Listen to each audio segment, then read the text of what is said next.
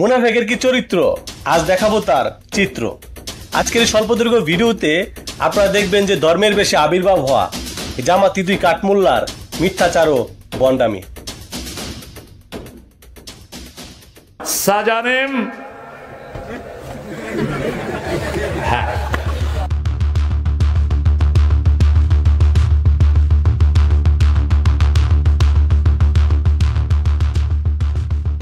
ইসলামে যেখানে বেগানা নারীদের দিকে তাকানোই নিষেধ, যেখানে টিভিতে ভিডিওতে সিনেমায় অর্ধনগ্ন নারীদের বা মডেলদের দেখা সম্পূর্ণ নাজায়েজ, সেখানে আমির হামজা তার ওয়াজে কিভাবে সে ভারতের দক্ষিণী সিনেমার নায়িকা রাশমিকা মান্দানা রূপের নিখুঁত বর্ণনা দিচ্ছে। রাশমিকা মান্দানা নাম শুনেছেন?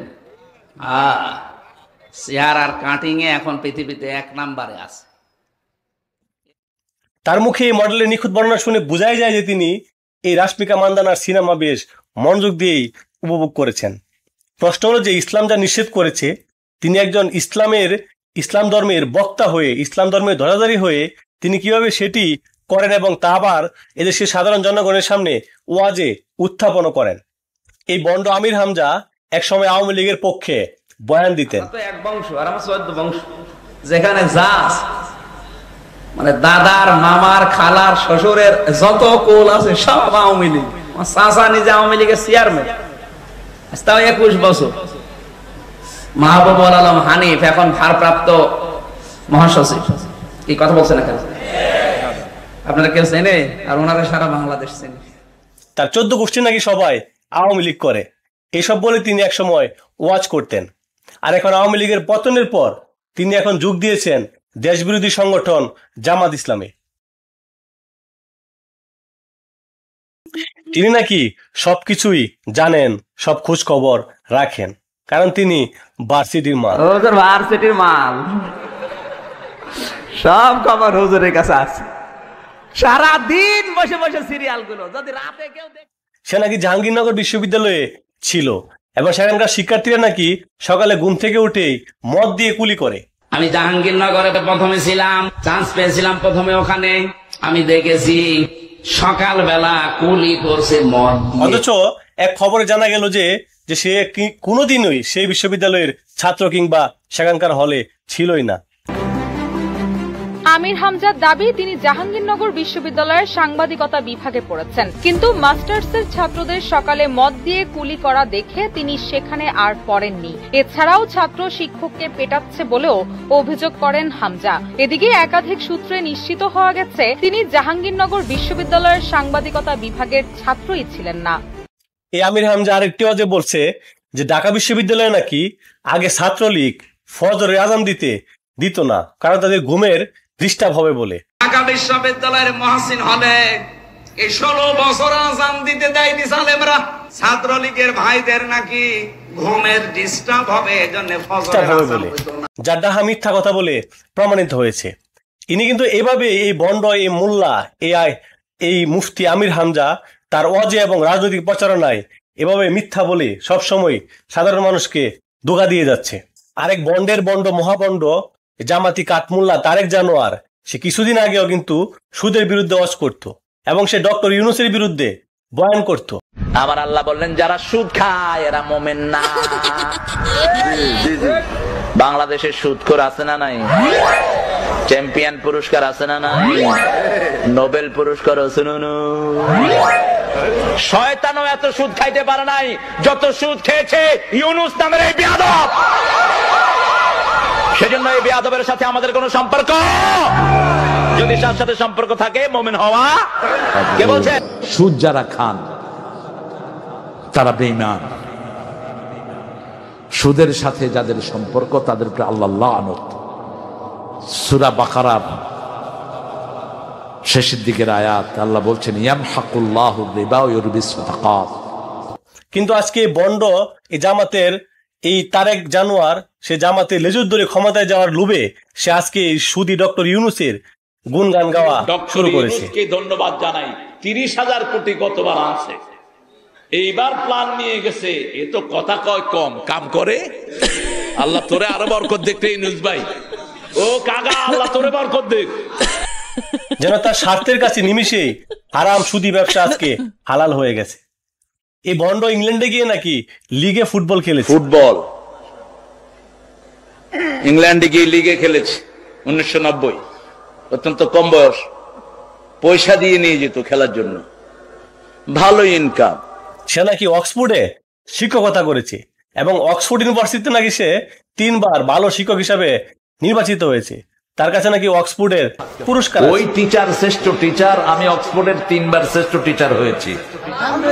আজকে বলে ফেললাম ফট করে, এটা কেউ জানে না, আমার পরিবারও জানে না।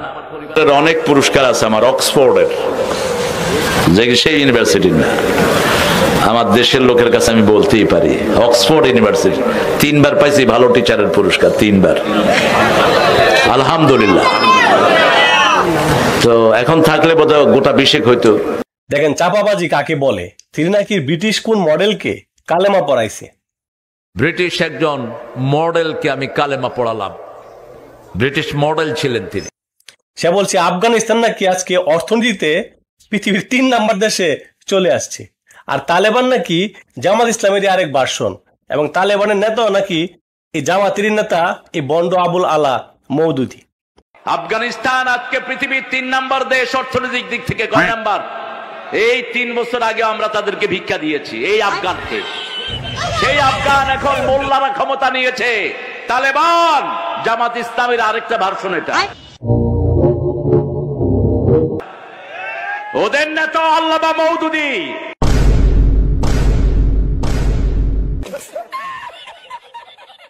দেখেন কিভাবে আত্মবিশ্বাসের সাথে সে কিভাবে ডাহা মিথ্যা কথাগুলি তার ওয়াজে মানুষের সামনে বলে বেড়াচ্ছে।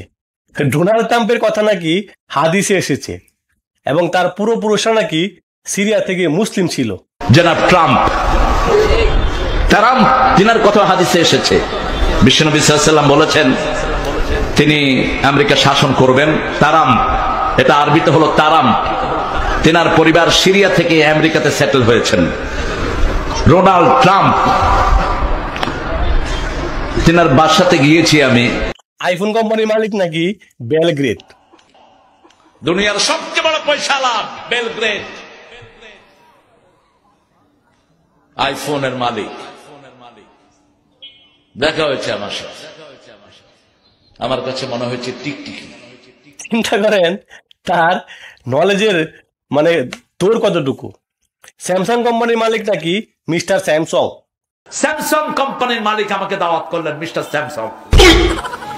তিনি কোরিয়ান বুঝেন না আর ইংরেজিও বুঝেন না, আর আমিও কোরিয়ান কিচ্ছু বুঝি না। তিনি ইংরেজি বুঝেন না, অন্য ভাষা বুঝেন না, শুধু কোরিয়ান। তো আমি একটা শিখছি, মালিক হলো সাজানিম। হ্যাঁ বললাম সাজানিম, হ্যাঁ ওকে সাজানিম। আমার টুপি ওর মাথায় দিয়ে দিলাম। মিস্টার স্যামসং পৃথিবীর শ্রেষ্ঠ একটা কোম্পানি, 3 মাইল তার শুধু ফ্যাক্টরি, 3 মাইল। চিন্তা করেন তার ধাপ্পাবাজির লেভেলটা কোথায়। এবং তিনি নাকি রকেটে চড়েন। আমি হেলিকপ্টারে উঠতে চাই না, কারণ হেলিকপ্টারতে বেশি দ্রুতগামী রকেটে আমি চড়েছি অনেকবার। কতটা মূর্খ আর জাহেল হলে পরে একজন মানুষ এইভাবে এরকম ঠাডা ডাহা মিথ্যা কথা বলতে পারে। আমি 1 ফু দিয়ে 2.5 লাখ টাকা নিয়েছি, বেশি নেই। আজকে তোমার ফাঁস করে দিই। 1 ফু দিয়ে তিনি লাখ টাকা হাদিয়া নিয়েছেন। তাহলে ভাবুন যে এই মিথ্যুক বন্ডের ধর্ম ব্যবসা কতটা রমরমা হয়ে চলছে। পৃথিবীর বহু দেশেই ইসলাম ধর্ম আছে, কিন্তু কোন দেশেই এই বাংলাদেশের মতো এমন ধর্ম ব্যবসা মাওলানা নাই, যারা টাকার বিনিময়ে ধর্মের নামে এমন উদ্ভট মিথ্যা বয়ান দিয়ে নিজেদের এবং এদেশের মানুষের চরিত্র নষ্ট করে। এই বন্ডমূলারা পেটের দায়ে দেহ ব্যবসা করা সামাজিকভাবে অসহায় নারীদেরকে ব্যবসা বলে আখ্যায়িত করে। কিন্তু স্বাভাবিকভাবে সাধারণ দৃষ্টিভঙ্গি থেকে ভাবলে দেখা যায় যে অর্থের বিনিময়ে যারা নিজেদের নৈতিক চরিত্র নষ্ট করে এবং ধর্ম বেচে জীবিকা নির্বাহ করে, এরাই হচ্ছে প্রকৃত ব্যবসা। এই দৃষ্টিতে নারী নয়, বরং এই ধর্ম ব্যবসায়ী মোল্লারা হচ্ছে প্রকৃত ব্যবসা, এবং এরাই এই দেশ এবং জাতির জন্য কলঙ্ক এবং একটি সভ্য সমাজের জন্য বিস্ফোরা। ধর্ম মানুষের আধ্যাত্মিক জীবন বোধের চর্চার একটি মাইথোলজিক্যাল ফোর্স ও পবিত্র গাইডলাইন। আর এই পবিত্র জিনিসে সামান্য ময়লা পড়লেই কিন্তু সেটি অপবিত্র ও অগ্রহণযোগ্য হয়ে ওঠে। যেভাবে 10 লিটার দুধের মধ্যে গরুর দুধের মধ্যে জাস্ট 1 ফোঁটা চেনা বা মূত্র পড়লে যেরকম গরুর দুধের ফুড কোয়ালিটি বাজেয়াপ্ত হয়, সেটা খাওয়ার অযোগ্য হয়ে ওঠে, ধর্ম বা যে কোনো স্পিরিচুয়াল ইডিওলজির ক্ষেত্রেও কিন্তু অনেকটা তাই। এখন আপনি একজন সচেতন সাধারণ মানুষ হিসেবে নিজেকে প্রশ্ন করুন যে এই ধর্মবেশ্যা মোল্লারা কি আপনার পবিত্র ধর্মে শুধু 1 ফোঁটা মূত্রই ঢেলে ক্ষান্ত হয়েছে, নাকি পুরোপুরি হেগে মুতে বাসিয়ে দিয়েছে?